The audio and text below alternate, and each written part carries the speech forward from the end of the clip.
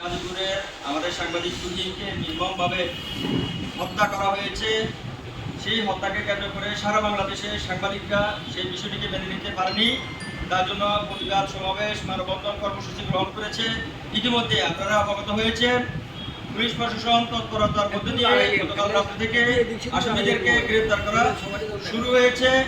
আপনারা দেখেছেন ইতিমধ্যে 7 জন আসামি গ্রেপ্তার হয়েছে। এই অবদান সারা বাংলাদেশের সাংবাদিকদের অবদান। সকল বাংলাদেশ মফস্বল সাংবাদিক ফোরামের পক্ষ থেকে এবং ফেনী জেলার পক্ষ থেকে সকল কর্মরত সাংবাদিককে ধন্যবাদ জানাতে চাই এবং স্মরণ করতে চাই আপনাদের কর্মসূচির কারণে, আপনাদের বলিষ্ঠ ভূমিকা রাখার কারণে দ্রুততম সময়ের মধ্যে আসামিদেরকে গ্রেপ্তার করা হয়েছে।